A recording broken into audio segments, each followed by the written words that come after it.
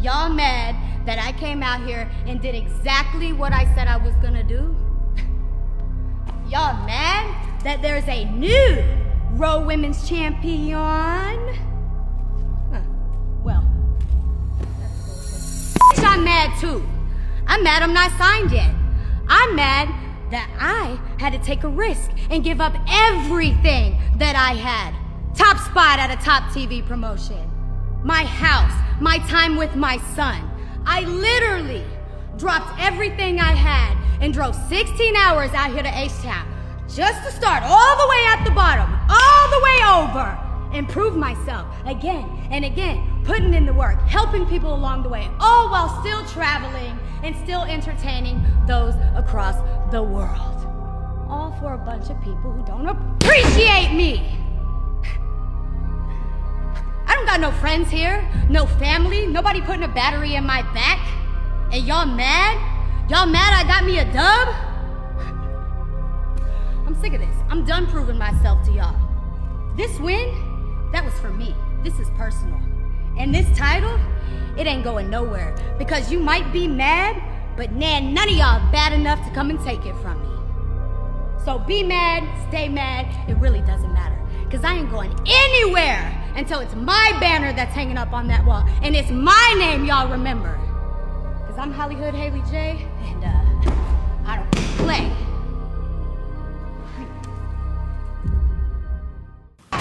You know, and we all have our 15 minutes of fame, and I'd like to take a couple of my 15 minutes to talk about the rights and the wrongs in the world of professional wrestling.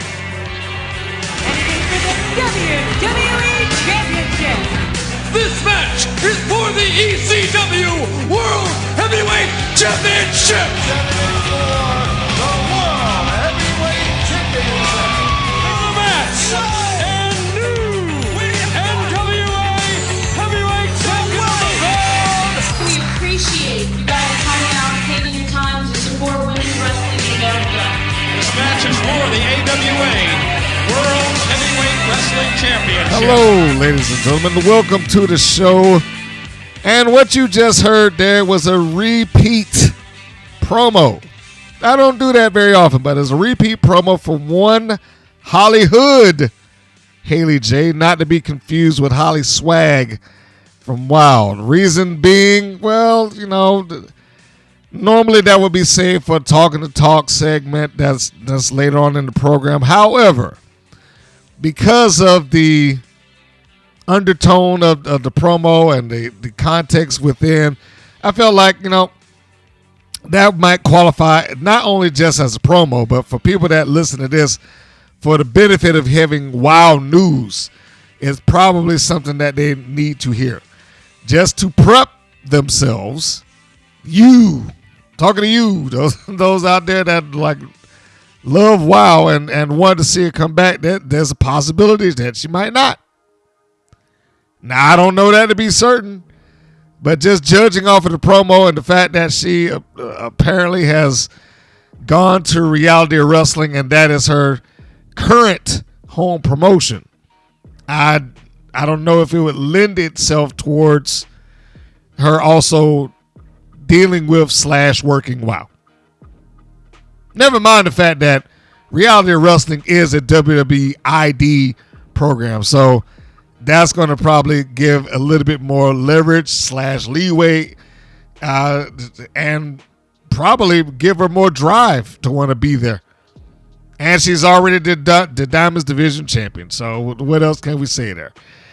So yeah, that was placed at the beginning of this episode just as a little bit of both, a recap and a news update as where she potentially may be. So that's another one and another champion at that. I guess these next couple episodes of WoW are going to really have to dictate some big changes going on there. So we got to look forward to whether Tormenta, which I doubt is going to come back as we've seen her in AAA. We got to look forward to HollySwag, which I also doubt that she may come back because she's hooked up with Reality Wrestling. The landscape of WoW may be getting ready to change. And speaking of news, because like I said, I was playing that as a little bit of a news update, why don't we go into what I would normally do at this point? The news, views, and updates.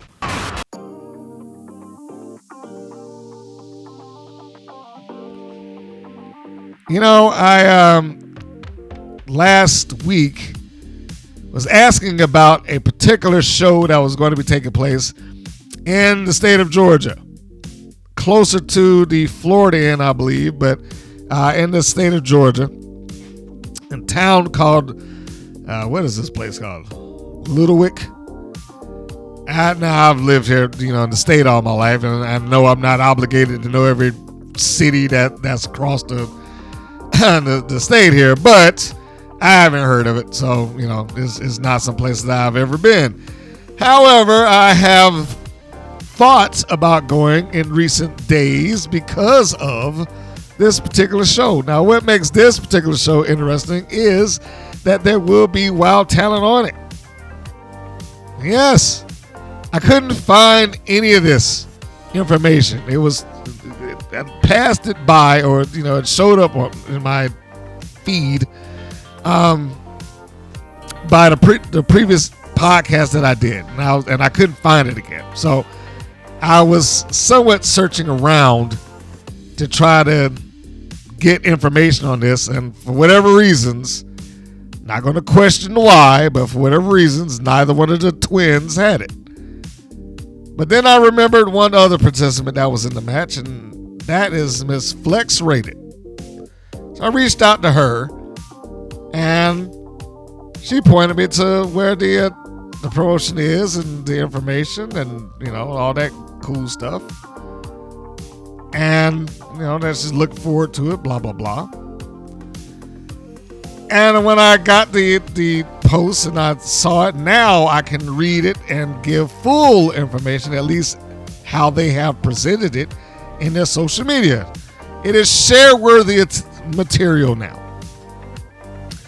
So, I am going to give you the rundown of what this match is. The entire show, I'm pretty sure you're not going to be concerned with, because it seems like maybe a high dollar indie show, but it'll be an indie show. Is Kingdom Pro Wrestling, and nothing wrong with it, but the tone of it gives me the Christian wrestling theme. I could be wrong. I'm just going off of what I'm seeing in their social media, and, you know, in the tone, the wording, and the crown, and, you know, the lion, all that stuff like that. But if you wanted to see it for yourself, you can go to Kingdom Pro Wrestling _GA. That is Kingdom Pro Wrestling _GA. And they have this listed. Women's Tag Team Showdown. On one side of the ring, Stan Lindsay and Laurie Carlson, WoW Miami Sweet Heat. 4-time WoW Superheroes / WoW Women of Wrestling Tag Team Champions. Television tested. Twin power precision. Proven dominance wrapped in South Beach swagger. When Miami Sweet Heat enters the arena, is not just a match, it's a statement. Across from them, two women with something very different to prove. Jazz, one of Georgia's fastest rising athletes, hungry to etch her name in the Kingdom Pro record books. Flex Rated, your favorite's favorite. After 5 years away, the returning veteran isn't back to play fair. She's back to remind everyone why her name was built to headline. This is more than a tag team contest. This is a collision of established greatness versus fresh fire. Will Miami Sweet Heat add yet another victory to their impressive record, or will Jazz and Flex Rated light up Celebration Castle with a victory party of their own? This match takes place on Friday, November the 28th. You got time if you are nearby and you want to go there and see it. Friday, November 28th. Kingdom Pro Wrestling, Thy Kingdom Comes. And that applies to me too. Now, you know, I have time to go see it. And it does give me over a month as of me recording this right now. And I was seriously thinking about it. Why? Because there's only one women's match there. And it's a long drive.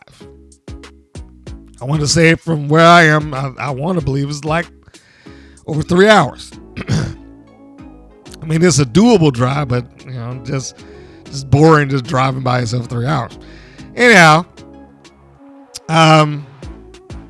the reason being is largely because of Miami Sweet Heat, quite honestly. That is mostly because outside of their rookie year, when they were working as the Gohart twins, and I'm pretty sure some of the matches they probably wish didn't exist. They were both very sweet, but when some of those matches were a little rough initially, but you expect that. You're just getting started out, so there's no harm, no fouls, no shame to that. That's why it takes place in training schools, because they're training. But anyhow, they have grown, they've evolved, they've progressed into what they are now. But my real question is, are they as evolved as WoW would lead us to believe? Not saying that WoW is lying about it, but it is an edited show. There's a difference between having your matches in this environment that I know that you could just stop it on the drop of a dime and just redo it to make it look good, versus being there where, hey, this mess up is a mess up and it's just we're gonna have to get around it somehow. There's a difference in that. And I'm interested, quite frankly, to see if the work is different. Interested enough to where it's giving me strong considerations to go down and check that show out. So I may just reach out. I mean, see how accommodating they may be, because that's always a thing. You don't want to just walk into somebody's promotion and like, hey, I'm here to talk to so-and-so and this, that, and blah, blah, blah. I'd have to make some direct messages or calls or whatever to see if it is worth doing. If it is, then you'll certainly know about it. Also going to be there, I mean, again, this is an indie show, and I don't think anybody there is going to be excuse me, outside of that particular match drawing anyone else's interest that's listening to this, other than maybe Nigel Zane. He will be there as well. But I certainly don't and didn't expect Nigel Zane not to be there. I mean, it's not a secret that I don't know if they're dating or engaged or married. One of the twins. So I can't imagine that he wouldn't have showed up. Now, what he'll be doing there, I don't know. Maybe he'll be a guest commentator for that particular match. That might, now that I'm saying out loud, that is probably what he's doing. Anyhow, it might be interesting for me to go down there just for that reason. I wonder if I walk into the building and he sees me and say, hey, motherfucker, keep talking about my commentary.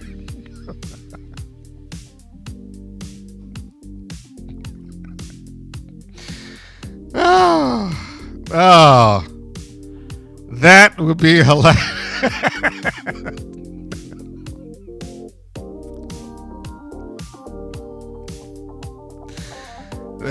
That would be hilarious. Oh boy. Yeah, that would be hilarious if I was approached about that. Like, hey, I'll talk to you about this. God damn it. Oh boy, I gotta remember to try to edit it up. Bleep myself. I mean, I let some things fly on YouTube, but I don't want to go too far with it. And I want to make a correction. They didn't have lion iconography on their social media. It's like a pit bull with a crown. But anyhow, so let me just move on for that. I have shared the information from that particular wrestling promotion, so let's go forth from there. What else is happening in the world of women's wrestling? Not a whole lot, but we do want to share that upcoming Shotzi Blackheart has a couple of events that she's going to be attached to, involved in, and or presenting. 3 of them that I have in front of me at this particular moment. She's going to be doing Shotzi Blackheart's House of Horrors. If you see the thumbnail / poster, she's got the little Hellraiser thing going. More specifically, she has Pinhead's gimmick happening there in this particular picture. It is listed as being presented by Game Changer Wrestling, so I'm assuming that she's got some partnership happening with them at the moment. That'll be Friday, October the 24th, Walter Street Music Hall, Rochester, New York. So you got some time for that. Also, she will be on the other side of the country. That'll be another GCW show in Los Angeles. And she'll be doing that pretty soon, September the 20th, at the Ukrainian Cultural Center. I hope I'm saying that right. Saturday, September the 20th, for the GCW World Championship. Effie defending against Shotzi Blackheart. So I guess it'll be an intergender main event.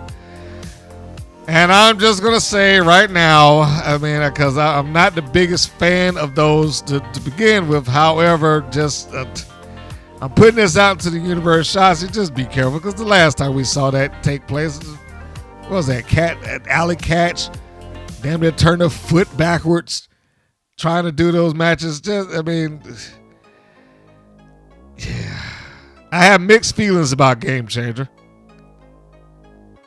I don't know, like a good 10% of me is proud that they're able to carve out their own little niche. But the other 90, man, I looked at one of those shows like, this good, it's too much. Sometimes it's too much. A DDT off the top rope through a table, a kryptonite crunch off the top post to the floor, a moonsault for the second balcony off to the. I mean, there's some of that. It's like they're asking for somebody to die in one of those rings. Oh, anyhow, where was I? Last appearance that I have to report here. House of Glory will be hosting Shotzi versus Priscilla Kelly, the former WWE or NXT, to be specific, Gigi Dolan. So there we have it. And that is actually around the corner as I'm recording this. That takes place on the Thursday, September the 4th.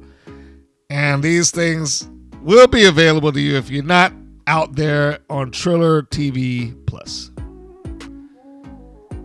Miss Priscilla Kelly seems like she's getting around out there on the indies. I have to say, I was there to see the beginning portion of her wrestling career when she was just kicking it off before she started having some shock value wrestling that went on later just before she got signed. I can only imagine for her that the second time around on the indies is a lot more fruitful for her. Because now she has the leverage of being on WWE's television to ask for top dollar. So, hey, good on her. I hope it all works out. I hope she can keep this thing going because, the release of the WWE, they tend to have a fork in the road that hits them, whether they're just going to cease wrestling altogether or try to get out there and do something else and make a name. And it seems like Miss Kelly's taking the latter, trying to get out there and, I don't want to say make a name, and improve her name. She's already made a name for herself before. And she deserved credit for being able to do that the first go around. But now, will she be able to improve upon that? That's going to be the real question. Mercedes Moné in recent television on AEW has shown up and displayed at the episode that had the 2300, where they were taking place at the 2300 arena, the former ECW arena. All 9 belts that she has. You know, there are times when I question what those other promotions are getting out of this. Does she actually go back and defend, or whatever the case may be? But that is neither here nor there, because I'm sure it makes her feel wonderful to have all these belts lingering around to solidify the claim that she is the greatest women's wrestler of all time, or something thereof. She has also made it clear that she is looking for a 10th. So she wants to be like the Ultimo Dragon. And she is looking to even possibly break that record. So will she be able to make it? At the rate she's going, she probably will. Because I wouldn't doubt if Tony Khan has not had something to do with the promotions aiding her with that. Like, yeah, give her the belt. Okay. Let's stay on his good side. So she's got 9 of them, going for the 10th. And speaking of belts, we've also got the continuation of the Ring of Honor Pure Women's title, or Women's Pure title, whichever way that they have it phrased. Now, I'm not going to go into all that other than just to say, last I checked, Aminata has advanced. I believe she should be coming up against Purrazzo, which may be interesting. But again, I don't go out of my way to watch Ring of Honor these days. It just ain't the same. It's just not. They got people on there that I like Queen Aminata, but it's just not the same thing for me. It is everything that AEW was theoretically attempting to prevent. Same thing that WWE did with ECW. We got it and then just turned it to our version of it. That's what I feel about this Ring of Honor. So he got it. He just kind of turned it into his version of it. And they have so many belts. I mean, just as a sidebar, Ring of Honor and their women's division have the Women's World Championship, the Women's Television Championship, and now they have the Women's Pure Championship.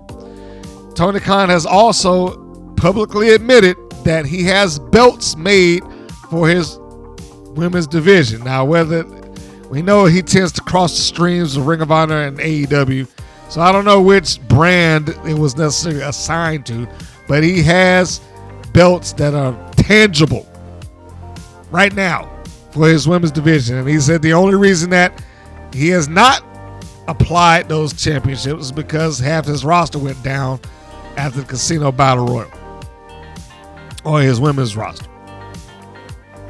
But I bring that up to say this, at this point, that is pretty much a promotion in and of itself.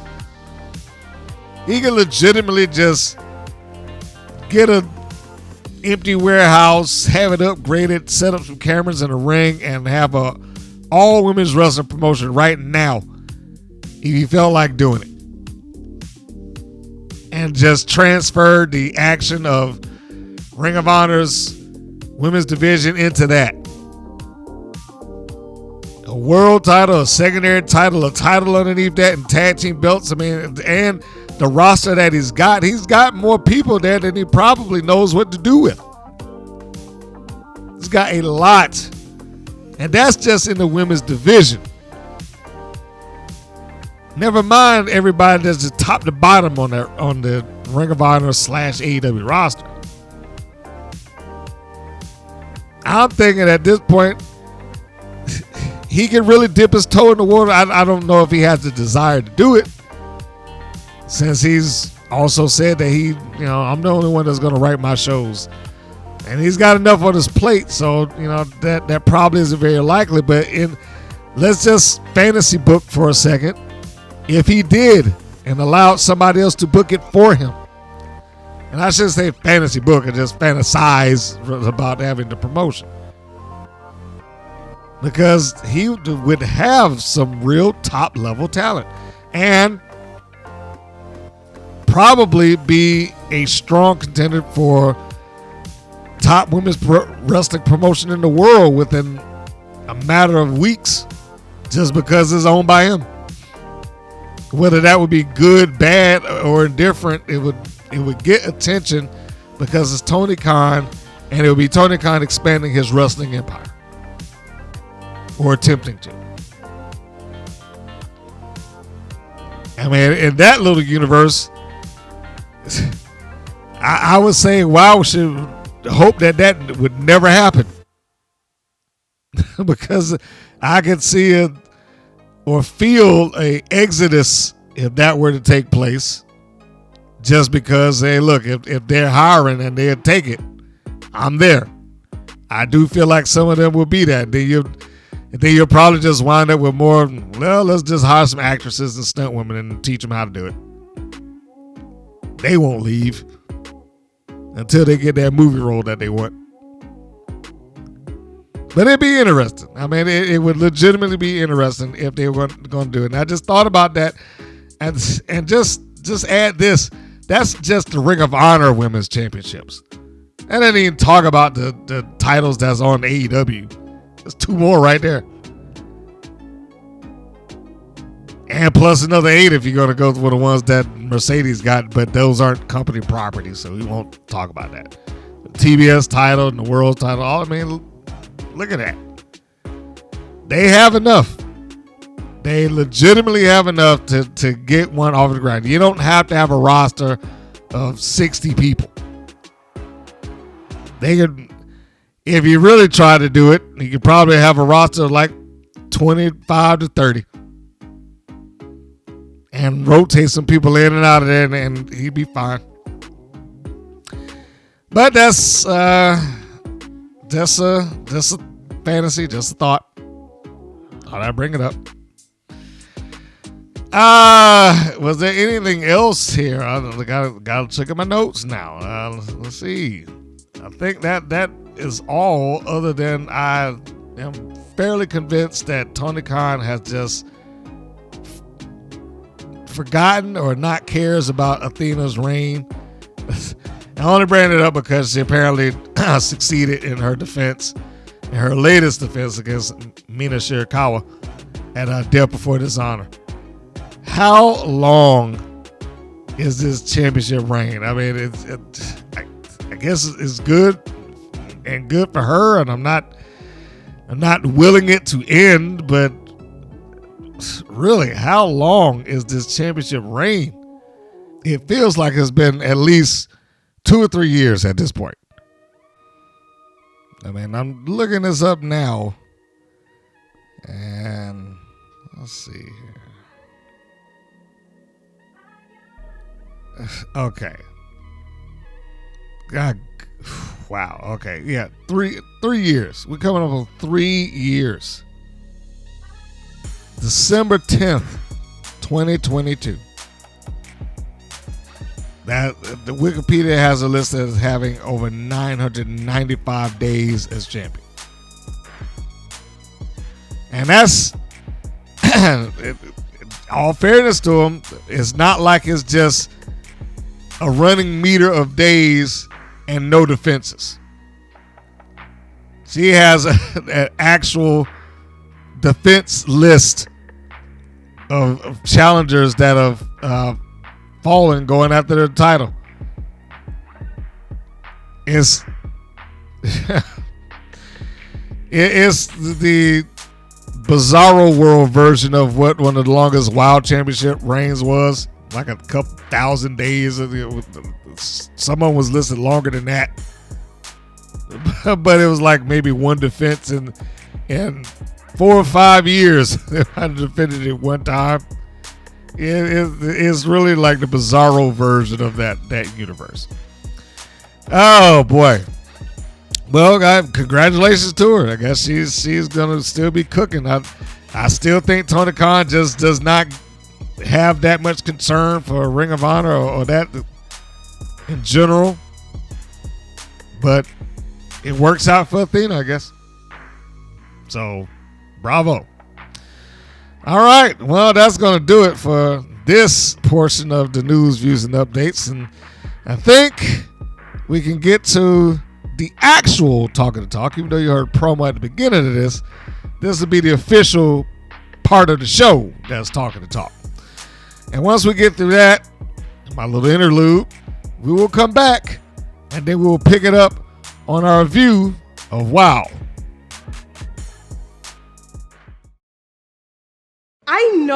I know y'all ain't serious reality of wrestling. How the heck y'all gonna have summer champions without the hardest thing on the indies right now, Kaylia Capri, who bring in the sun, and 2, the rightful champion. But I see how y'all moving, and now the sun focus on you. So when it get real hot, only blame yourself.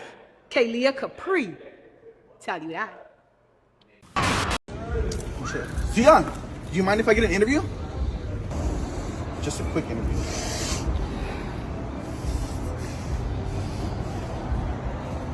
You can have a drink if you want. Oh, not cool. You think they're all so lucky? All those losers get to see us? Yeah. But remember when the camera guy comes in, we have to say fans, not losers or hillbillies or, stinky people. Oh, yeah. Oh, yeah, that. Wait, come on. Oh, are you ready? Okay, ready? Yep, ready? Hi, we are so excited. We're so excited for you guys, because on September 6th, you're going to see us at FanFest, at Bridges Slam. Yeah, but get it? They can see us for $20. Only $20? Yeah, only $20. You guys better come see us. It's only $20. Yeah. I mean, I got with our lawyers already. Okay. I told them that they needed at least $45 to see us. But, like I said, it's a steal. You better be there. And then, later that night, we have a tag match. You get to see us beforehand, and then you get to see us wrestle us, the twins, the best people to ever be at Central Empire. I know, they're so lucky this year. Yeah. They get to see us, that Pipsqueak. No. That. Pipsqueak. Oh, Kelsey. Yeah, her name's Kelsey, and her friend, the bigger, tough one, Masha, friends. I mean, we're gonna beat them up regardless. It might take us a little. We might have to, we won't talk about that. No, we're not talking about that here. But you guys better be there. No, September 6th, Bridges Slam. You get to see us. You get to see Masha, and you get to see Kelsey. You get to see us beat them, because that's inevitably what's gonna happen. Because we are twins. We do our twin thing, just like we always do. Even if they don't like it, they hate us because they are not us, and they can't do what we do. They call it cheating, but we just call it using our resources, if you understand what we mean. So, you fans better be there. FanFest and the tag match. I better see you.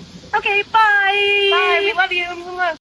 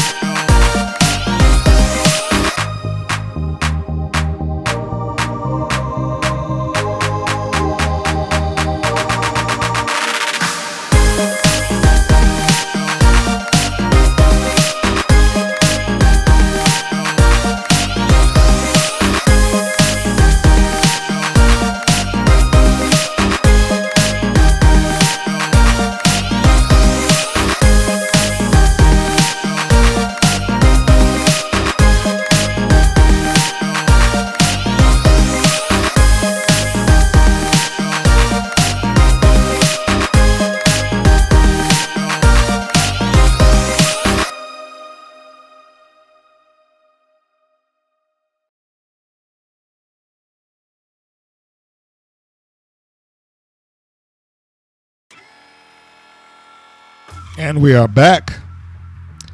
This episode of WoW is episode 350. The title, game on, the air date, August the 23rd. The chronological number, 154. And the show begins with Princess Aussie and Santana Garrett entering the arena to have a in-ring segment. And good for them to being able to have an in-ring segment. The commentators bring up that Garrett is fresh off of a singles win. I was like, and I don't know what that win is or what it's going to do. I mean, because they didn't really commit to saying number one contender, but then they implied it. It was like, they're both, her and Genesis are going at it for a shot at the World Championship. Who is an absentee champion again, by the way? How many weeks I should just have a running tally on how many weeks it has been since she has been on television and or defended the title. I do think we need a running tally. That's what should be happening right now, because we are right into a month, I believe, at this point. The last match that she had against Del Rey aired on the 150th episode. 4 episodes ago, and she's not been seen or heard from since. So they're going to end out the year the way that they started it, I guess. They just have a bookend babyface absentee champions who just don't show up, and we're just going to have matches to potentially bring up a number one contender. But that's not what this segment is about. This one is, like I said, they talked about it, but this is the top babyfaces, let's call them for that, in the company deciding that they want to go after the tag team championships. Now, there's nothing wrong with this. I was hoping that they would have something to help justify them being in this shot, and this is about as close as they're going to get. So I was happy that they did this. I really was, because what I expected them to do was a normal WoW thing. I expected them just to show up. And here they are, and that's it, without any explanation. But they actually explained it. Now, the explanation is a flip of the coin for me. It has its positives, it has its negatives, in my opinion. Let's start with the positives. Princess Aussie. Princess Aussie got the chance to explain that, in so many words, I'm not going after the world title because my friend has the world champion. And I hate even referring to that thing as a world title, but anyway, the WoW championship. In so many words, that is what she put across to the audience. And she put over Tormenta to do it. Putting her out as a superstar. Now, granted, she still ain't there. And it still caused the commentators to have to cover Tormenta's absence again. Well, she's hurt and does that, and respecting her privacy, etc., etc., etc. But at least she got the chance to say it, instead of just showing up on TV, and here we are. And it also addressed the partnership that they had. Now, I was not a fan of the flipping back and forth that they both did. I'm a challenge for this thing. Oh, that didn't work. We go back to the tag titles. That didn't work. Let me go back to singles. And it seemed like that just happened until one of them got it. And then now Tormenta's got it. So Aussie is now relegated. That's not the right word for it, but she's put into the lane of going for tag team championship. I'm fine with that. Still on the good. All that she got to put out in that short span of time, I felt was necessary. Could they have done the show without it? Sure. They've done it plenty of times, but it's annoying. You've heard me say this a number of occasions. If you listen to this anywhere beyond this, the wrestlers themselves need to be able to explain their situation, and it not just come out of the mouth of David McLean and Nigel Zane all the time. Which is why I was fully expecting it to happen, because they did it all the time. So you can imagine not just my surprise, my pleasant surprise when they came out to do this. And I cannot knock that whatsoever. That was the good. The bad, I mean, it's not really bad, but we're just going to phrase it. The bad here is Santana Garrett's half of that promo. They have got to give her something else to talk about. They have got to give her something else to talk about. Santana Garrett is essentially a one-note promo on TV. And I know she is capable of saying more stuff. I've seen her say more stuff. I've seen her cut different promos. I've seen her cut different promos on her social media. But it's like she only has 2 or 3 talking points at any given promo that she does. The primary talking point being, I'm a former Wild champion. She has beat that nail into the ground. Every promo, every time they have to justify her being at every introduction.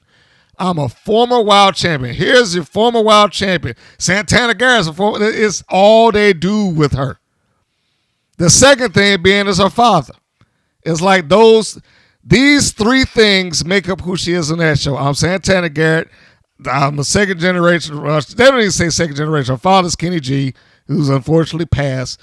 And that she's a former Wild champion. They've dwindled her down to those 3 elements. And then it just dragged Princess Aussie into it. Now, again, Aussie went into explaining, hey, my partner's gone on and won the Wild Championship, which left me with questioning, what can I do? This, I'm paraphrasing, obviously. And they decided to get together as a tag team, which really should have been a bigger deal. If they had stronger babyface runs in this company, it should have been a bigger deal.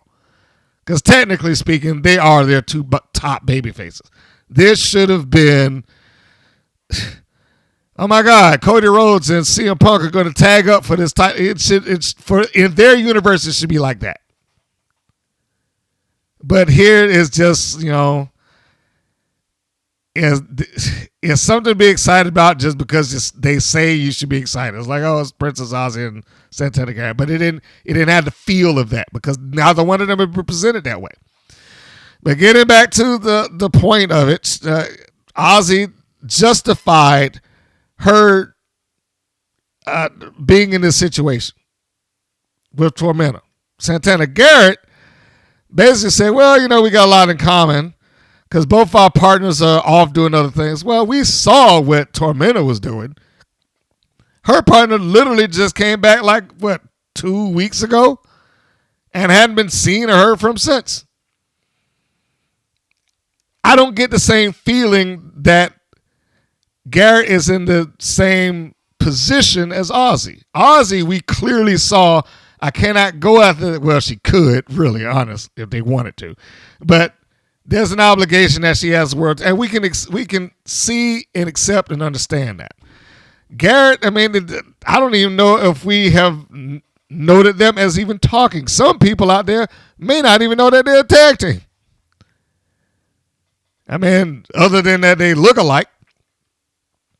And what's that going to be? They're wandering around just wearing a similar outfit for the sake of wearing it?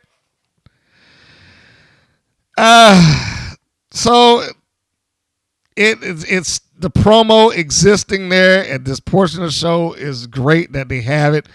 I really, really, really wish that Santana Garrett was either given or allowed to talk about something else instead of being this one note thing that they make her do. I don't know how that is looked at as being a good thing. If she had said it once, maybe. It's every promo.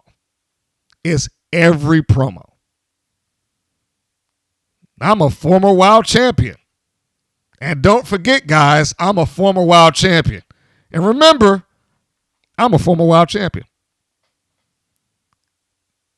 Change the tune already. And where is Americana? So anyhow, they close this promo out basically saying it's only right that we challenge for the tag team titles. Again, I wish they were in a stronger position on their show to where this would be like must-see TV for the wrestling fan. Oh my gosh, these two people are going to team up. But they're the top of their hierarchy. They just aren't the top of women's wrestling's hierarchy, if that makes sense. Next, this actually rolls into the segment. They roll into a video package in the next segment, and they show Santana Garrett's win against Genesis. I do not know why that's included. Yeah, we see Santana Garrett win, but it is not relative in the least to what she's doing right here. And then they go into the portion of it that does relate to it and talk about them winning the championship. And then in David's voiceover, there's something to the effect of, and if Santana Garrett wins, she'll be the first to win both the tag team and Wild Championship. She's already done this. Does he not QC his own episodes? Does somebody not QC this that watches their own product? How did that go? And don't tell me that just slipped because, we didn't know that Santana Garrett had, even if you had no idea that Santana Garrett did that already. They are literally in the ring with somebody else that did the exact same thing. So she can't be first. Penelope Pink is the opponent in the match, who is the active tag team champion and former Wild champion. How did that piece of information of him saying if Garrett wins, she'll be the first to do it? She already was the first. But like I said, even if she weren't, how did this make air? Does no one not sit there and watch this?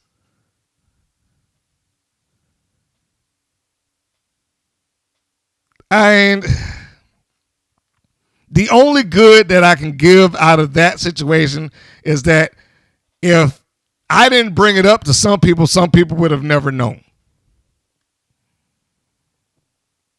I mean, I guess that's the thing. But what about to that wild faithful that tune in week in and week out and follow you and all that stuff? Don't become incompetent to the people that already follow you and love it. Because one mistake like this besets another, as we've already seen, because this has already happened. Something makes air that wasn't supposed to make air. Something was said that was clearly untrue. Or things were mentioned that if you was paying attention to it, wouldn't have been said at all. This is not the first time this has happened. Probably won't be the last. But it comes back to the same thing. Who is QCing these episodes? Pay somebody the money to look at the episodes ahead of time to tell you whether these things should be in it or not. Or just admit that you don't care that it has that stuff in it because the people that watch it are going to watch it anyway, and it's Genie Bus's money, and I don't give a shit.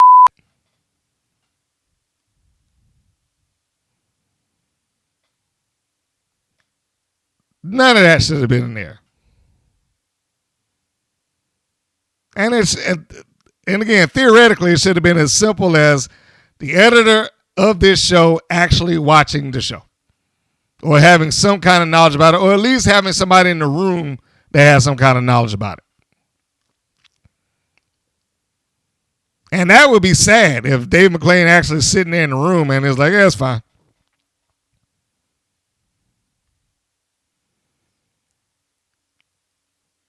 That's, bothers me as an editor. That's all I can say. It bothers me as an editor. Next segment. Animal Instinct versus Xena Phoenix and Kara Kai. My first question was, why is Xena Phoenix even there? She, not that she's in the wrong place, but, I thought she had returned to singles and gotten out of having to be Kara Kai's partner and moving on with going through the singles ranks. That's what I thought. But here we are. And she's somewhat dragged into another tag team match with Kara Kai for no particular reason. Now, I don't have anything against Kara Kai. But let's call a spade here. How she's been presented on this show has not been overly favorable to her. Now, somebody has to do it. I get it. Somebody's got to do the job. No shame there. I'm just saying, with Xena Phoenix tagging with somebody who isn't presented well, it makes her not presented well. So if Kara Kai is going to be the one that's going to be in this position of putting other people over, and that is fine. Okay? I'm not saying, it sucks that she loses all the time. Look, so, again, somebody's got to do it. That's the business. That's the job. But if that is going to be the case, she should have had a different partner. Somebody that could lose without losing any credibility. Even though, true, Xena Phoenix did not get pinned, she just doesn't need to be associated with it.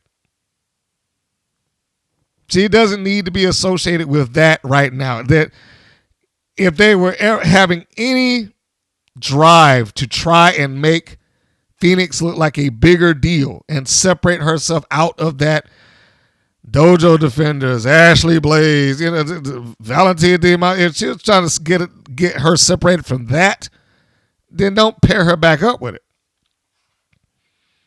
Now, I don't know where the other talents that they hired a bunch of people and a bunch of people just stopped showing up. So I don't know where their talent is, but they should have got somebody else to be there. We're having that Catalina Speed girl. What's that been? Weeks? Tiki. I'm sure at the time that this was taping, she wasn't pregnant. At least I'd imagine not. Varun. I mean, they don't know what she's babyface or heel anyway, so why not? Roxy Fierce. Foxy Fierce. Any one of the Beach Patrol. 20, whatever, what the fuck is that? Spring Break 24/7. Oh, why? Any one of them.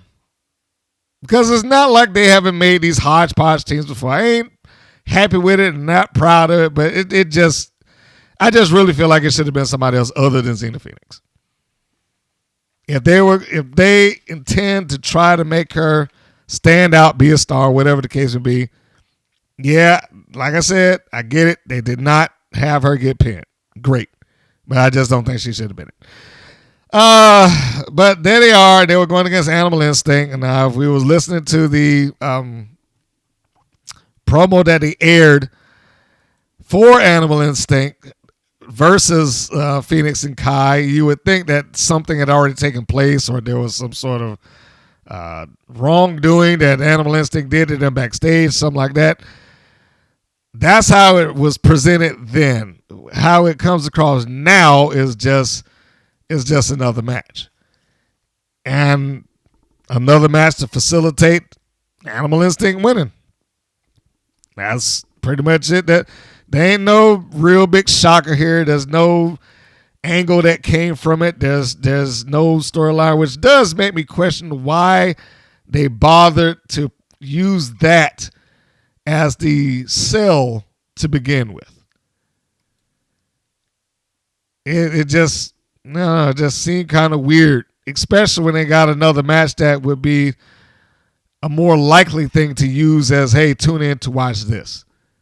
Of course, this being Aussie and Garrett teaming up. I would really think that would be a bigger selling point than Kara Kai whining about, you got to stop this, David, for some event that hadn't taken place. And if you don't know what I'm talking about, you can go to their YouTube channel. It's up there. And just look for the Game On preview. And you'll hear what I'm talking about. Or you can go to the beginning of last week's podcast. And I have it there also. But that's the way it was presented. It was put out there as if something had taken place. But nothing took place. This is a cold match. And whereas, it was fine, I personally thought there were portions of the match where the participants didn't gel well, but it wasn't a complete breakdown of botches and whatnot, just back and forth. That didn't happen. I just like I said, there was portions of where I felt like, oh well, they didn't seem like they had good chemistry, or maybe they might have been tired that particular portion of the day or the night. It just, for me, and I don't want to put this in anybody's head, but for me there was just times where it just lacked a little something. Phoenix still looks good. Kyle looks good. The Animal Instinct as a team, I cannot deny that they do work well together. As well as I would expect relative to the experience level that they're at.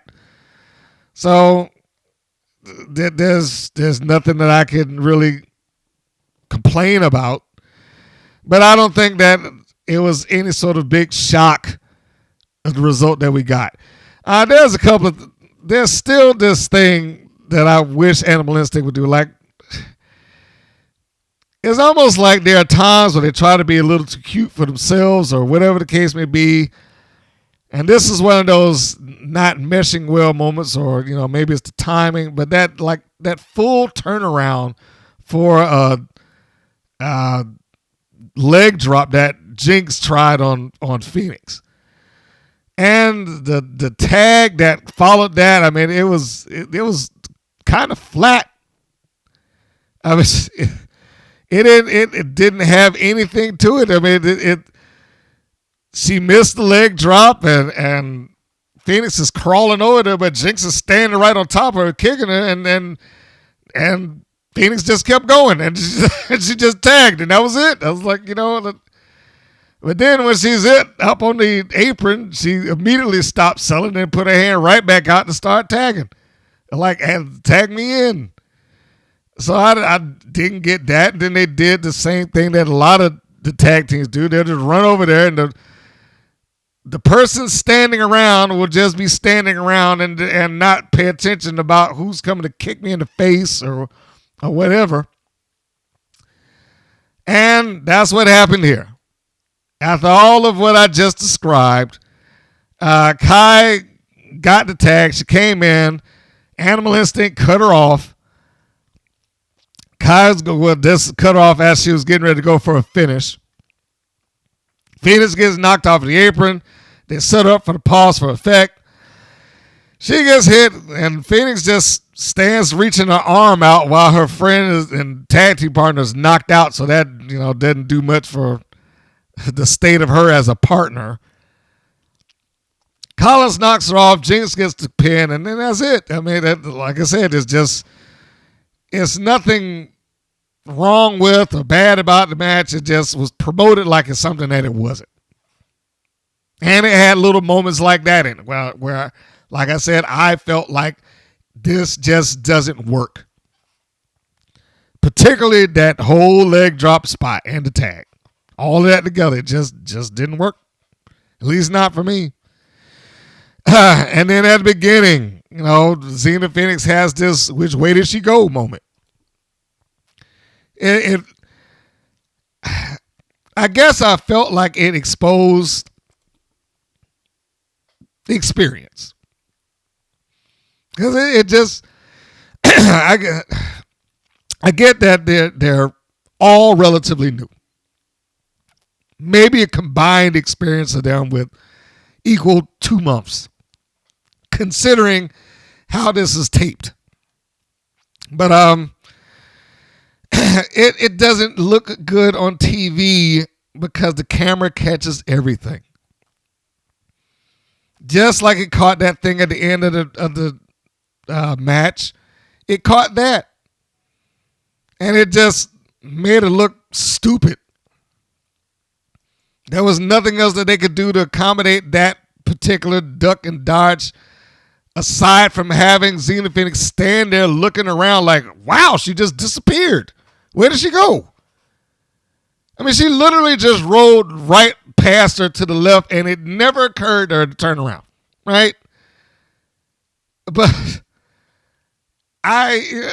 you get that when somebody like ducks the clothesline and you do it for a second or two, but that 2 to 3 seconds that took felt long here. It felt long, and it exposed that I just have to stand here until she does whatever she's doing.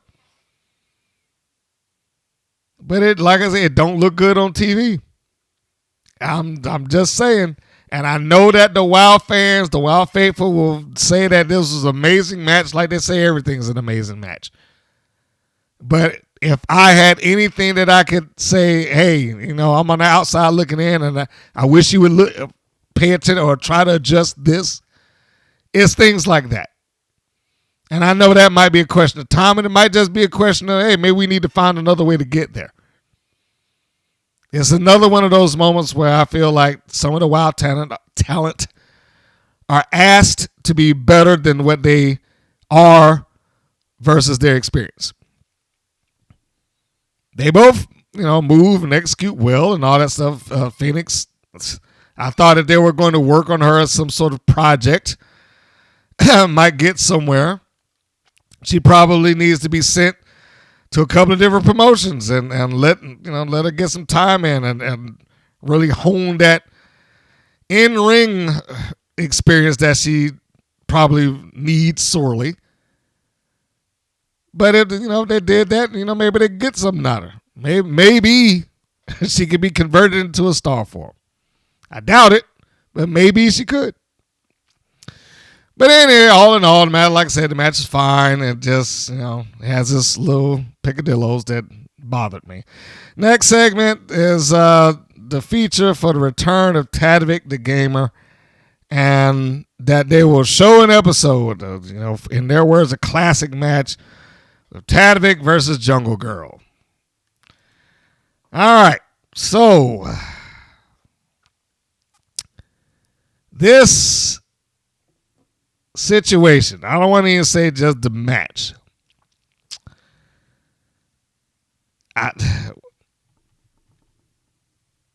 Where do I start? Because I reviewed this years ago, so it's not like I need to do it now. So I'm not going to do that. However, I will do the same thing I did at the beginning. Let me start with the positives. It's nice that they have an archive to dig into that has a different feel and look. It does add some extra to the show. However, I would have thought that within their archive would probably be better used footage. It's not that the match is bad. Actually, the match is not bad at all. For the time that I reviewed it, which I believe is 12 years ago, somewhere around there, I said this is probably the best structured match that WoW had ever had up until that point. And I told Eric Reporter that I think this is the best structured match that the WoW had at the time of that conversation. I felt like it was a very, if you knew it in context, I thought they told their story, rather well. But Tatevik is the one that's coming back in this particular instance. Tatevik is the one that they promoted. Tatevik is the one that they are trying to position to the viewing audience as a returning vet, legend, whatever. They've used those words to some degree, either in social media, television, or both. But this ain't the match to have done it. However nice it was. Why? Because Tatevik didn't win it. And they didn't even cut it off at a point that you could cut that and leave doubt. They cut it off at the point where the referee's actively telling her that she didn't win. You're bringing this woman back and trying to make her out to be a bigger deal. Now, I would just say, off the top of my head, there's probably two ways that you could have gone about this and gotten a better result overall. One, do highlight packages of Tatevik's high spots or big moves out of a match with multiple people. Now, the problem is that because it's WoW, she probably didn't have a lot of matches. I know she wrestled Santana Garrett, and I know she wrestled Jungle Grrrl twice. I can't remember anybody else that she did off the top of my head. But if there's anything else there, just make a package and make her look good. And coming up next, Tatevik. All right?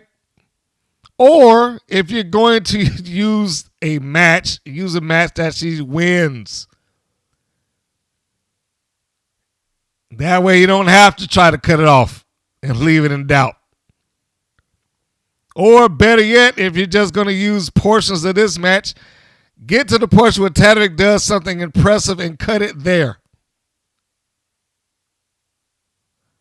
But don't show the people that she didn't accomplish the goal when she's supposed to be some kind of WoW legend. And those are WoW's words, not mine. I don't even think that Tatevik, would doubt that shouldn't have been applied. Unless she just is high on herself, I don't think that she could honestly tell people, sure they should have said that about me. What has she done in pro wrestling? And this is not an insult, or this is an honest question. What has she done in pro wrestling that would lead anyone to believe and or label her as a legend? Did she have some sort of 5-star WoW match that exists on even in their network of videos? Has she cut some masterful promo that made people tune into the show? Has she gone on to win championships or had matches against other noted names and legends? I mean, I know she did on the Indies against Leilani Kai, but we're talking WoW's material here. Has she did anything of note within WoW's universe to justify that label? And the answer is no. And that's not a knock on her. She ain't in charge of how they promote her.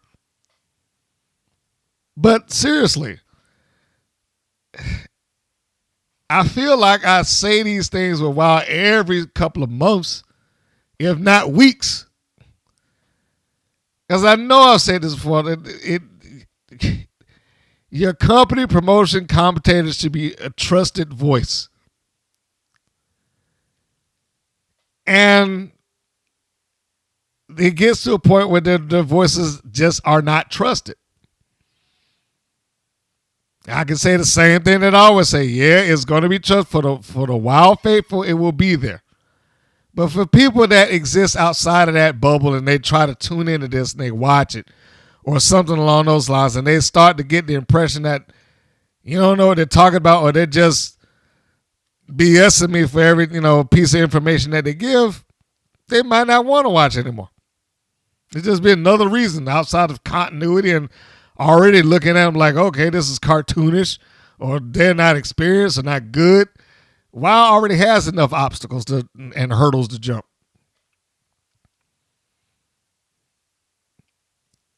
But they could have done a better job in picking the highlight, finding footage to use. I honestly think they could have done a better job of trying to do this. And that's assuming that I would have even wanted her to be in the position of our returning legend, our returning vet. Her being a returning star, yeah. And that's how I would have positioned it. Back from, whatever. Tatevik returns after traveling the Indies and learning, finding herself as a professional wrestler, and she's come back to her home, blah, blah, blah, blah, blah. All the normal nonsense. But I'm not going to try to pop her as, present her as some sort of legend that she ain't. Because I can't get that across to the people. There's not even enough footage of her to get that across to the people.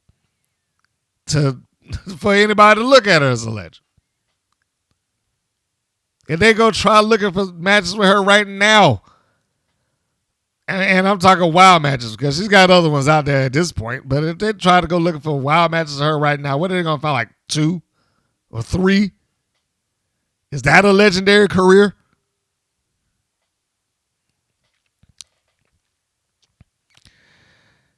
And before I move on to the next thing, I had long said that if WoW is going to take someone and position them as the resident WoW legend or veteran, I had 2 suggestions that they could have done it and it would have fit everything and every criteria that they could possibly have.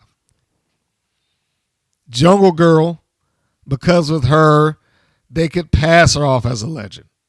She's been there from day one. She could be promoted as a genetic marvel. She's been the WoW champion, and there's footage of it. She has multiple matches with multiple people in WoW, and there's footage of it. She's been in there with the biggest that they, I guess, technically have had in the Beast and been presented as equal, and they got footage of it. You could cut together a far bigger, far better, far more verbose video package on Jungle Grrrl than you could ever do with Tatevik. Never mind the fact that she's a cancer survivor and she fights that fight every day.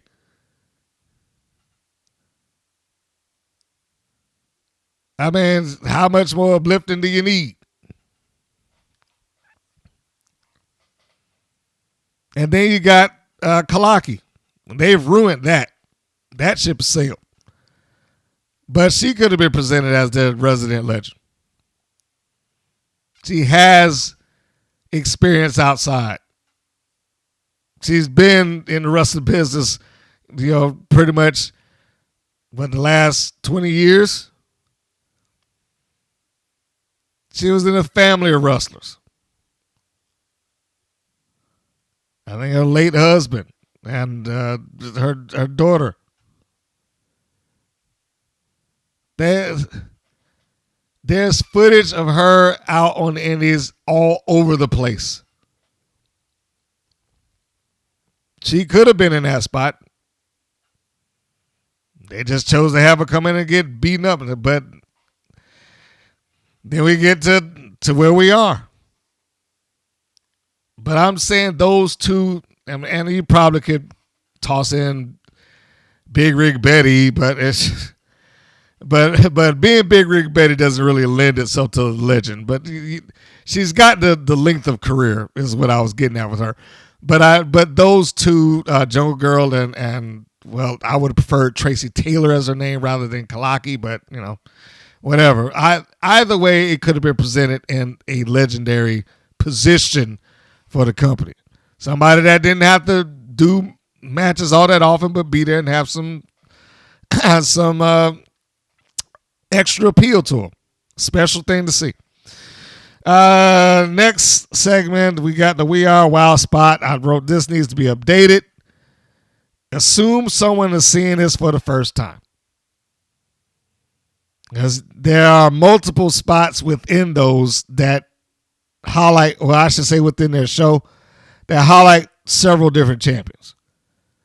You'll get a banner with the Bees holding the belt. You'll get a banner with Classmaster. You'll get footage with Tormenta.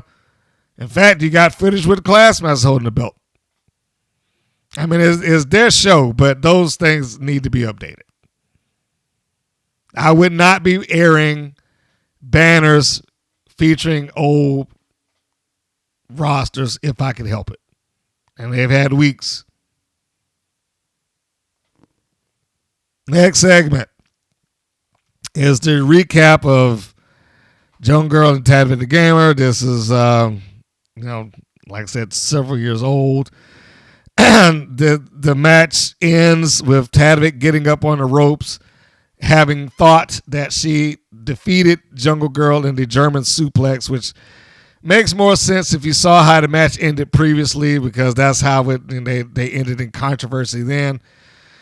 But it's been a while since I've seen it, and I didn't go back and listen myself, but if I remember correctly, this is where Jungle Grrrl goes up behind her, waist locks her, takes her down, and gives her a German suplex. And that might have been the start of her stringing them together. I think she hit her with it twice before going up to the top ropes with what were alleged to be bad ribs coming down on Tatevik for the win. Which is also why they did not show this, because Tatevik didn't win. So it was a flat reveal for the return. And I will say this about the match. The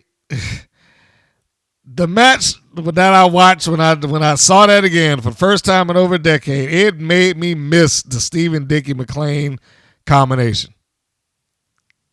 And I don't know. Maybe it's just McLean has grown and fed off on the Nigel, but Nigel, and I wrote it up there already, but I just didn't bring it up. Nigel is just bad about that now. He's just bad about saving David's name. It's just what he has to do, I guess. But listening to this other version of broadcast duo, I was like, oh, it was so refreshing. But anyhow, we move on past that because, like I said, it's an old clip, and for me, it was a little bit flat as a reveal for a surprise, because it's almost the same thing that I said when Abilene Maverick returned. No one in a while has been over enough to where when they pop back in there, it's some sort of big shock, big reveal. Oh my God, no one has ever provided that. Not to date. And at this rate, I doubt that they will, because the ones that can don't come back. Next segment. Sylvia Sanchez versus Tatevik. McLean is playing up her return as wanting to prove herself in WoW. And she is playing up being a babyface. She's coming around doing the babyface stuff.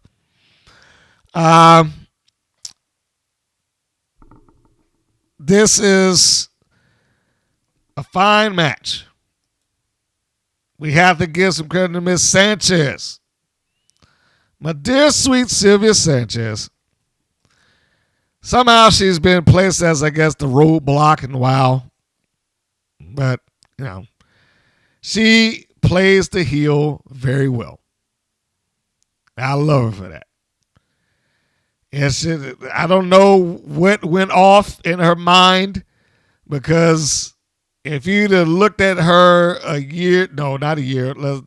probably a little further back than that, like year one of WoW starting up in this reboot, she didn't have nearly the body language that she does now, nearly the facial expressions that she does now. She was like an ice woman in there. Just no expression whatsoever. But now She gives the body language. She looks the part.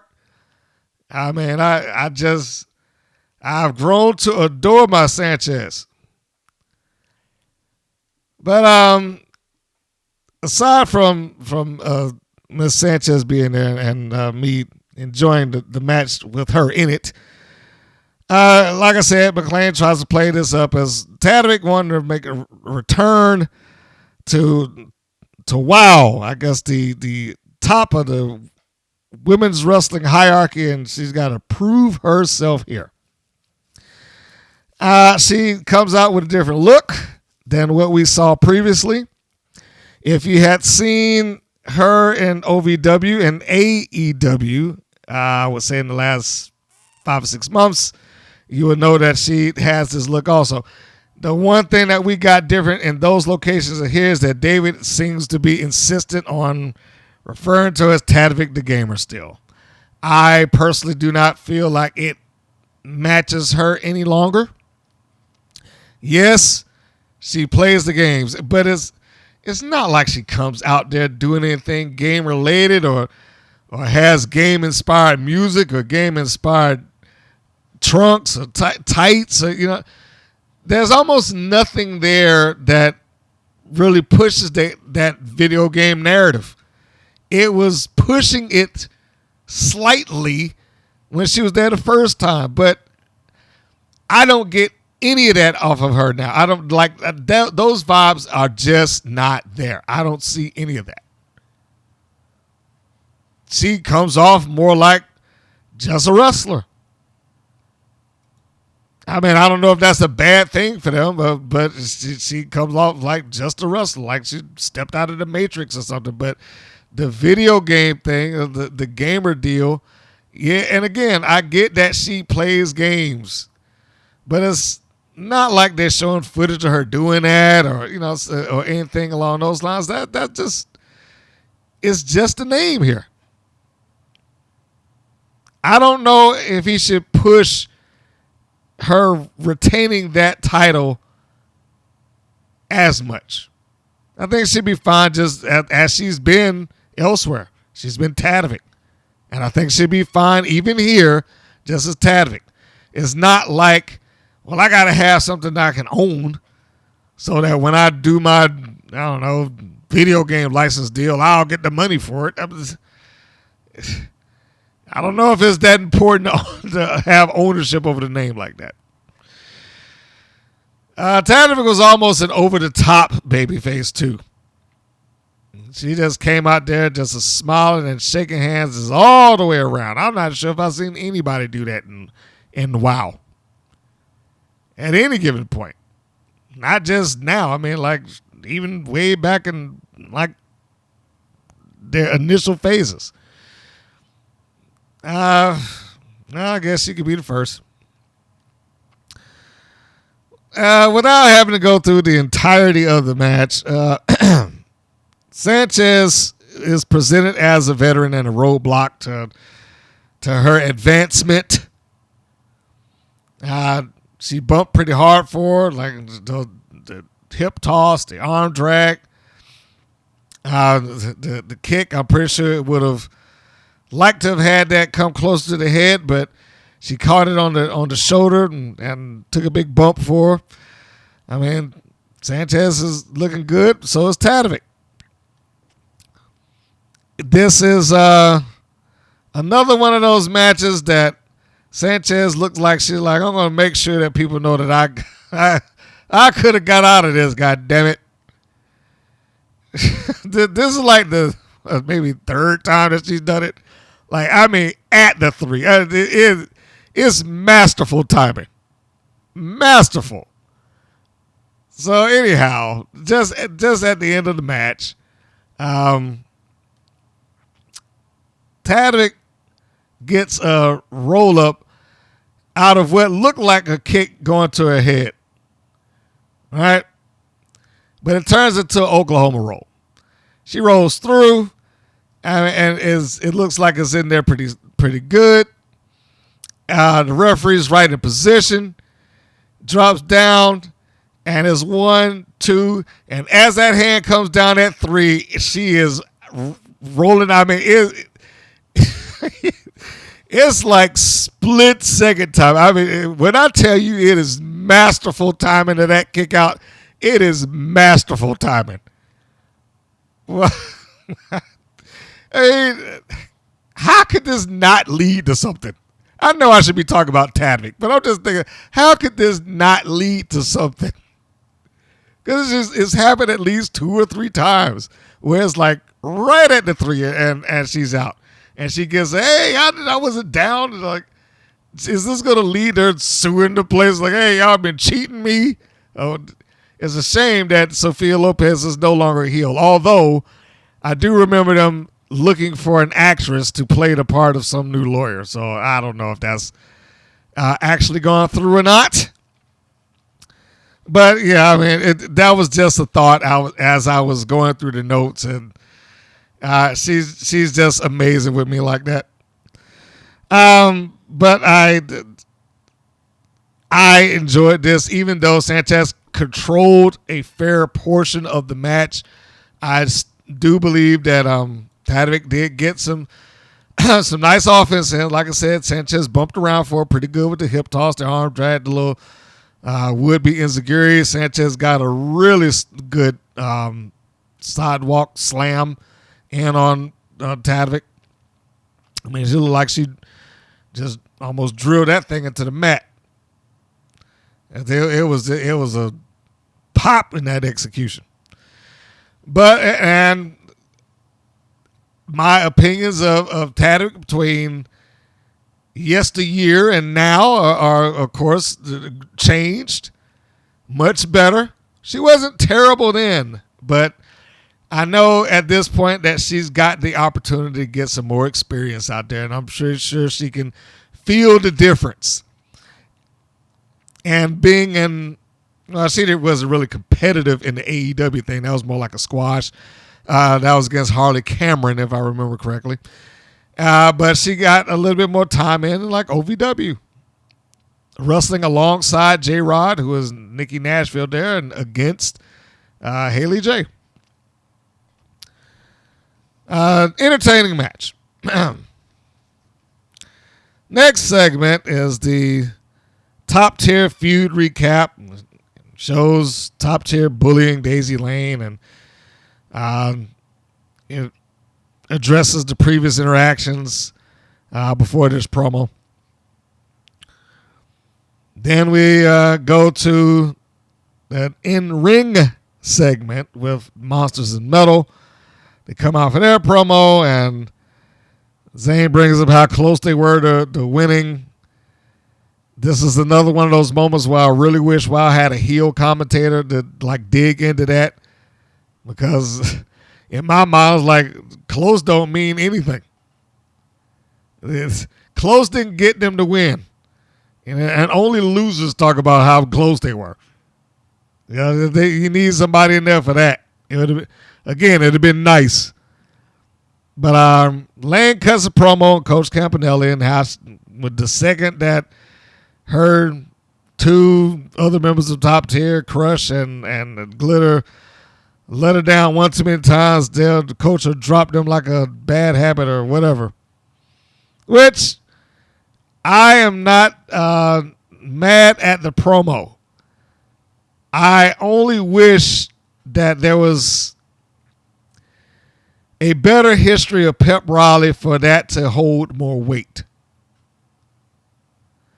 Pep Riley, I mean, that promo basically implies that Pep Riley was successful for Team Spirit. And then she just happened to start losing, and, then Coach dropped him. I don't remember Pep Riley winning anything. So, you have that. It is, like I said, it's not a bad promo. I just wish that it had the element of that in it. That Coach dropped her once she stopped being valuable. And they would have given this a little bit more to it. Again, not to say that the promo in and of itself is bad. It could have used that foundation to stand on. It made sense, and it was good coming from her. Fury got the chance to speak as well, and she basically just endorsed the freaks and the whatevers, saying, we get along with everybody. And she knows a lot about them and all that stuff. We stay friends and whatever, we don't turn our backs on each other. Again, wish there was a heel commentator to eat into that. I mean, there was so much material that they could have got out of that. So this segment appeared to be the, I guess, official joining of the group, Monsters in Metal. So after almost a year, we have one other entry into the trios division, finally. Which I guess means that it's time for them to lose the belts now that they actually have a team to face. But time will tell.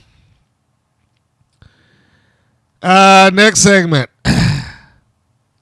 Does it make sense that they are just now naming themselves? I don't know. Anyway, I'm not going to bother about that. Anyway, next segment. Sibley Scoles. She talks about the promo we just saw, and then she promos for the main event, Aussie and Garrett versus Pink and Swag for the tag team championships. And she does what she normally does. Somebody's holding eyeball magnets off camera, and she's looking at it. Next segment is the wild spot for social media. This is the other half of the this needs to be updated portion of the show. Like I said earlier, I was applying it to all of these. Between the previous spot and this spot, it shows like 3 different champions within the course of the show. I'm sure they don't view that as a big deal. But, it's video footage and convincingly good video footage of the Classmaster with the belt. It's a big banner with her holding the championship. It's the Beast holding the championship. It's Tormenta talked about or shown holding the championship. If somebody was trying to digest this for the first time, that could be confusing for them. I'm not trying to say that people out there will be slow, but I mean, let's not muddy the waters of what their championship scene is. And that, to me, it muddies the waters. Next segment, they promo the A match. I was going to say the main event, but I doubt it's the main event. It'll be Gianni taking on Gabriella Cruz. The only question I had off of that was, is this either maintaining and or starting a feud? Since we already had Cruz get her first win by defeating the other half of the Brat Pack, BK Rhythm. So is this Gianni now trying to get even for a partner, and this is going to go somewhere, or is this just another kind of one and done? The next segment is the main event of the show. Princess Aussie and Santana Garrett taking on HollySwag and Penelope Pink with the manager Lana Star. And McLean recaps why they formed the team in the first place. McLean brings up he thought Swag was a Trojan horse, but basically resolves it to being she's just a, shit stirrer. He didn't say that, but you know what I'm saying. I just couldn't think of a better way to say it right there. I'm sorry. They also try to justify why the Lumberjack match ended in no contest. Stupid. And somewhere in the course of this, he starts talking about goddamn possum soup and squirrel soup again. What is with him? And anytime he even thinks about the South or something like that, he starts going off into this. I really just, do you have a hate on for him, or he just has a bad idea what the South is about or how life is there. I mean, I know he's talking about Arkansas. He probably think the same thing about Georgia too. Oh boy. Anyhow, I don't know what is with him with that. I'm glad that Lana Star still operates as a manager here. The babyface team, when they come, they look fantastic together. Again, I can only wish that they were presented as bigger deals throughout the course of WoW so that this moment would have been much stronger, as it could have been and should have been. Never mind the fact that they're going up against another set of good wrestlers. Not good in the good bad sense of morality, but good in execution and all that stuff. The tag team champs, HollySwag and Penelope Pink. And I'm just going to stop right there just to say this. I still don't get why this wasn't the promoted match. It's like all four people, and I know I said this when I read it last week, but this truly boggles me. It's probably four of the best in-ring talents that they have. Is one of their championships. Is, again, in their universe, their top baby faces, and I was going to say one half of the top heel faction, but they ain't a heel faction in the four of them anymore, but they are the top heel faction. Why wouldn't this be a big deal? It's like you would just have to follow on Instagram or tune in to find out, and it's like, oh man, I want to see this. Meanwhile, they was promoting, the return of Tatevik. No. So we've got a lot going on here. Just to get into the match, because I don't want to start dwelling on why these decisions were made. But everybody here looked good. I don't think that anybody was going to question and or doubt that there are a couple of portions of the match that I wish were done slightly different. That has not a lot to do with the in-ring participants, mind you, but more along the lines of the ancillary personnel here. One, Lana Star.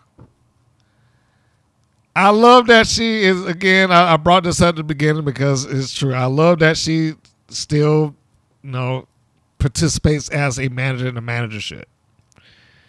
I think she's one of the better ones that she had that's there. Although, in cases like this, and I know she's done it in like one or two matches before, she sometimes seems like she could telegraph what is about to happen. There's a point in the match where Princess Aussie is put over the top rope on the heel side of the ring.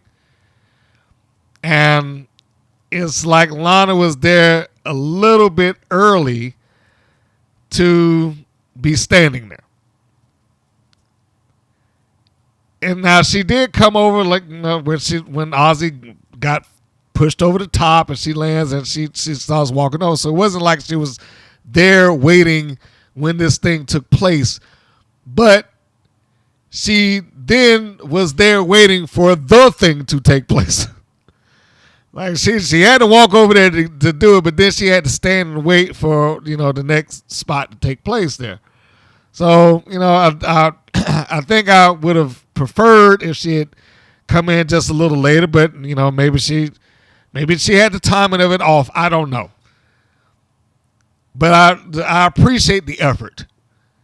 I just wish, because again, it's happened before. It's happened where she was just there in a spot that she's not normally standing in, and something takes place that she gets to take advantage of. Aussie was the one that they seemingly got the majority of the heat on here. That was fine. We had another Lana Star spot. We also, I guess beforehand, I should mention they got the album cover thing. There was so many people that did it. I can't remember what theirs is called now.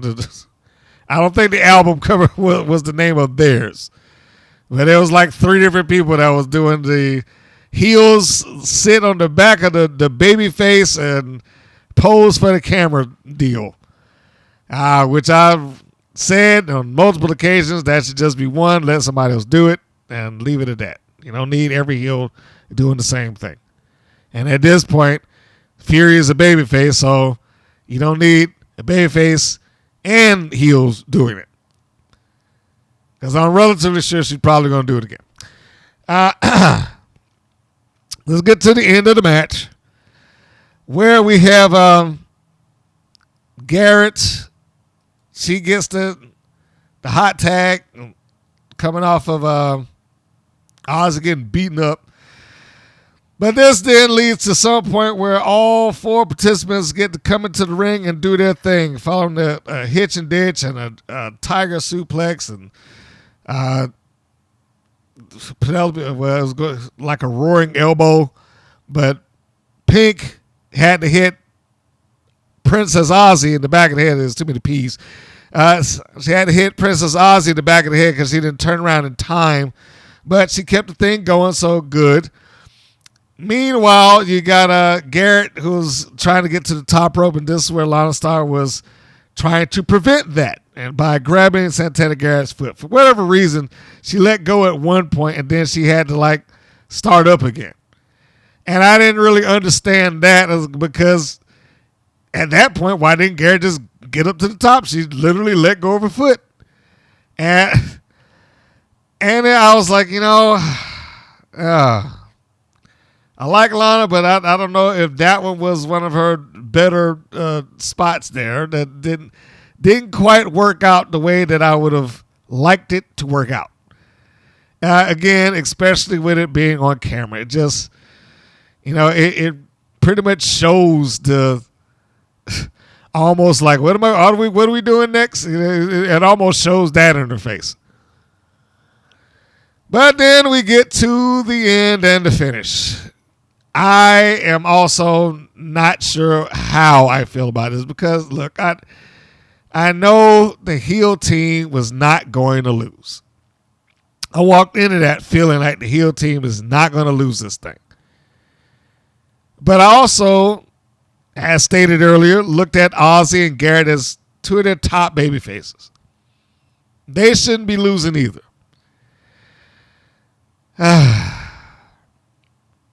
So what do? It's almost like you booked yourself into a corner, and then they had to come up with this.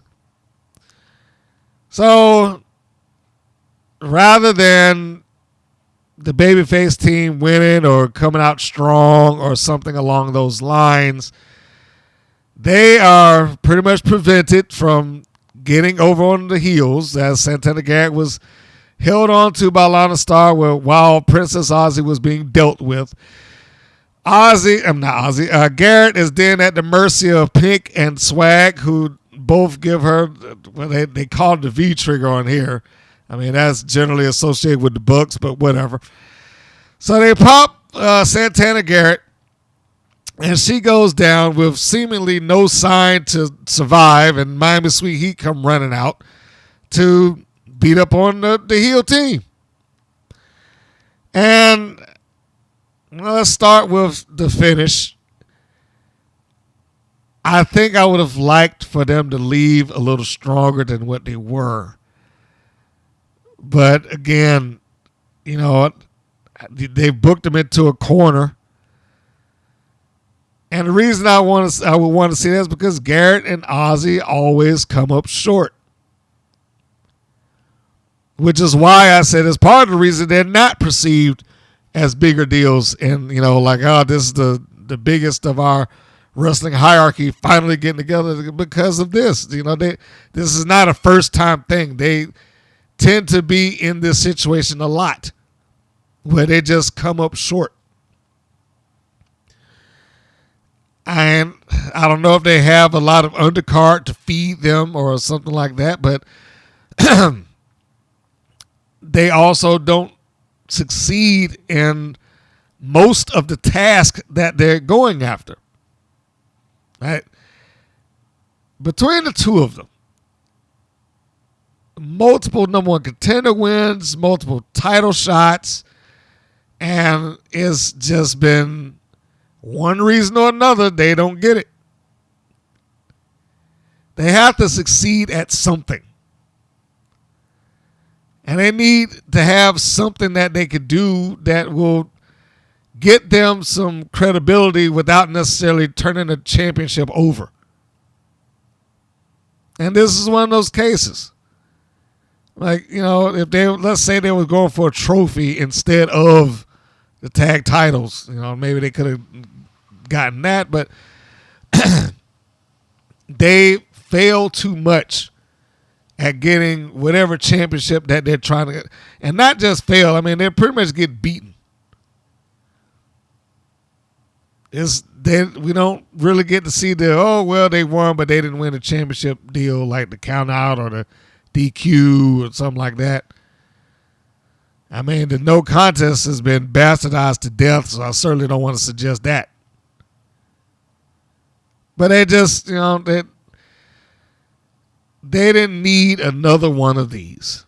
In my opinion, they did not need another one of these. Another one of these, we got an opportunity to go win this thing, and whatever it is, we just missed it.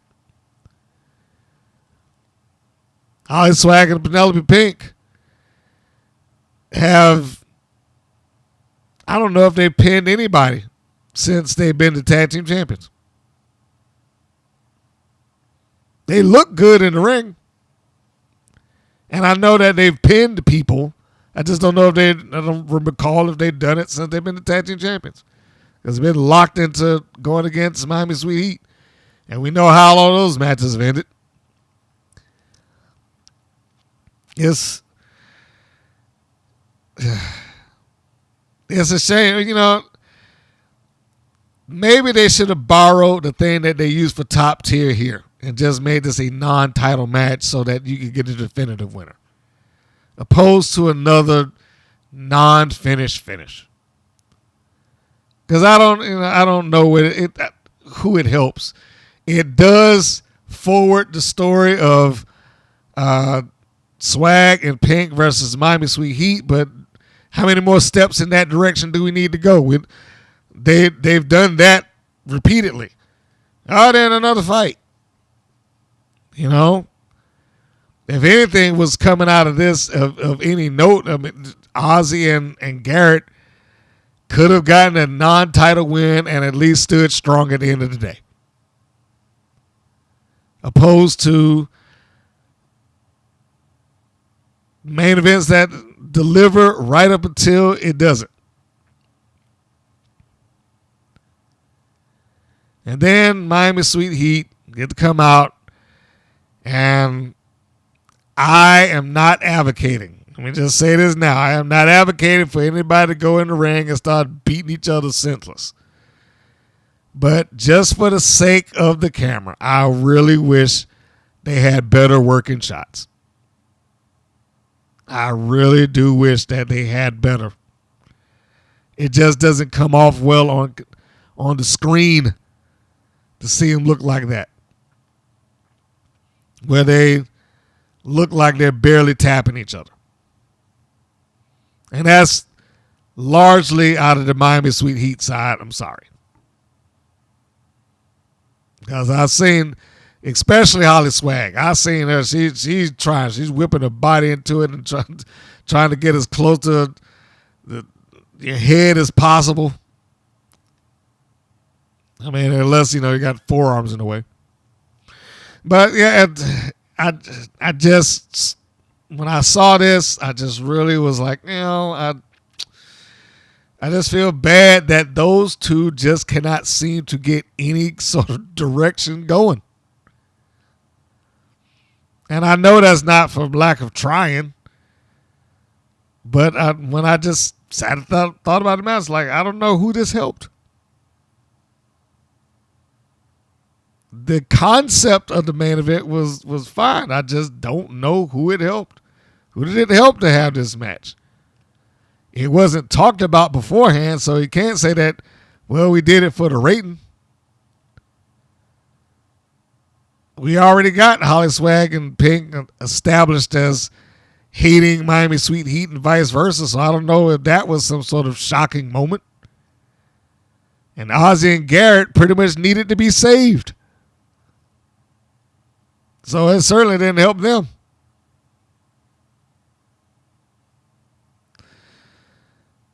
And then we had 6 referees come out to break it up. And that was that. I don't know. I do not know what to say about that. The matches were fine. And like most episodes, I don't really have an issue with the matches. I do have an issue with the presentation and how it came across. And so, that doesn't make the show difficult to watch in this instance. It has for me in the past, depending on how bad how bad the crime was that they committed to my eyes when they edited the show or put it together. It's not the first time, probably won't be the last. But in this particular episode, it was not the pacing, but what am I looking at? Some of the content that was placed in it, not the matches itself. Although in cases like Xena Phoenix, in cases like Aussie and Garrett in the main event, I did question why they were there. If that makes sense. And there we go. That is how I feel about the show. It's about an average one for me. Nothing really big going on there. It's just like maintaining the flow of things. And that being the case, since we're done with that, I wonder what is next on the menu for me, at least, because I'm sure by the time you hear this, it'll have already aired somewhere or whatever. But I haven't seen it, so in my little space of time, I'm going to read what they have for their upcoming episode, titled Green with Envy. That'll be episode 351, by the way. Having lost their last scuffle in the ring, Chainsaw declared that she and her Monsters of Metal partners, Daisy Lane, Lil Daisy, and Fury, oh God. Well, sorry, I didn't mean to stop. Will not stop their crusade to avenge the malicious Candy Crush, Coach Campanelli, and Gloria Glitter. To avenge them? Okay, look, all right, time out. I'm not meaning to stop. I'm just like, is that coming off right? If they avenge Candy Crush, Coach Campanelli, and Glitter, wouldn't they be fighting somebody else? All right, anyway. Okay, back to our regular scheduled program.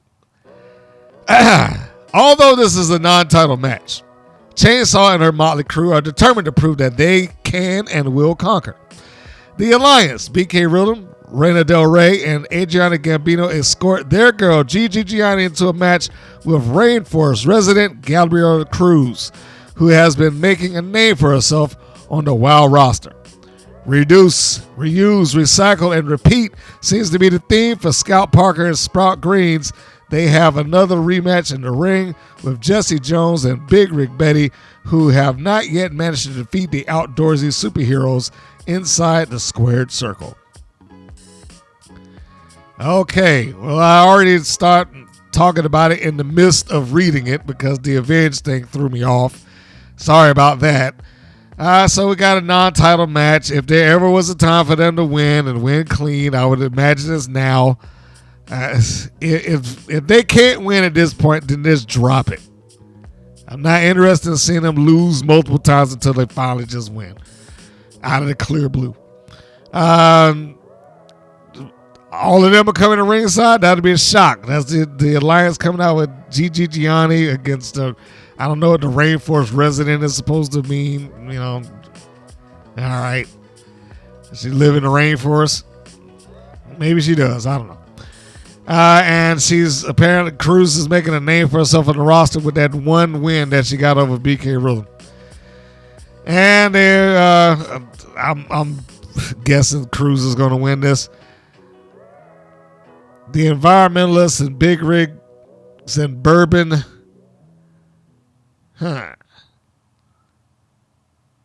It would do something for them if the environmentalists kept going and they could score another win. But I don't know if they've had many of them that would just go on like that with the heels. You know what? I'm going to go against my normal. I'm going to say the environmentalists. I would like to see them just because I like the way that they got by on the last match. I'm interested in seeing what else they can do. I still hate the names. Sprout Green specifically. But I'm interested in seeing what they could do just because I heard from her. Imagine that. And they did a heel move to win the match. Cheated and clobbered her in the head with a big ass branch. I don't know if I would label them outdoorsy superheroes, but you know, whatever. That's their thing. All right, and that's that.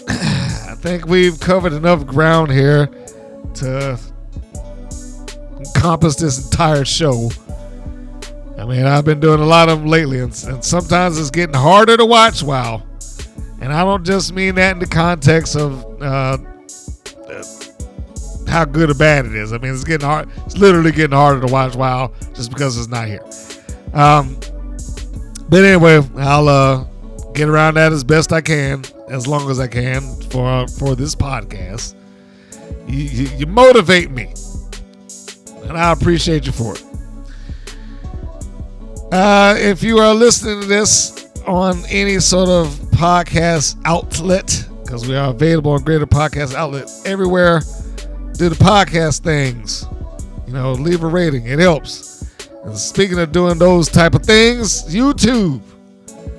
You're watching this on YouTube, listening to this on YouTube or YouTube's podcast service. You can do the YouTube things. Like, share, subscribe. If you cannot find this or you don't know where to find it, wherever we are out there in the ether, well, you can go to WPNWrestling.com. WPNWrestling.com is the centerpiece, the nexus for all content that gets dropped. All podcasts have been going there on that little widget down there. You got to scroll down and you'll see it. And you'll see just how many of these have really cranked out if you scroll through that. And also, there's a 24-hour a day, 7-day-a-week video feed going on right now. No matter when you listen to this, it's going on right now as we speak. Because it's on all the time. It is my own little 24-hour streaming service. Yes, it drops some commercials in there because, you know, free isn't free for me, so I have to do stuff like that. But it's there. And it's got content dating back to 2013 with some faces that you may recognize, faces you may know, faces that moved on to the big time in several outlets, including AEW, WWE. I think some popped down in MLW and NWA. And, of course, there's also Glow. Wow. There's also WoW. So you can go check it out and see how many people you may recognize, including somebody I brought up early in the show, Miss Priscilla Kelly. Some of her matches against one participant of Jocelyn's cabaret, Kiera Hogan. So how about that?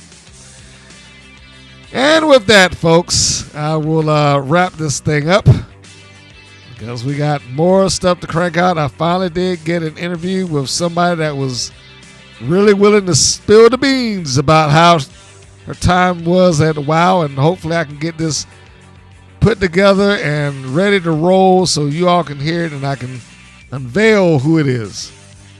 So until that time, this is Mr. Green saying that this is Mr. Green saying so long, and we will see you on the next go round. Take care, everybody.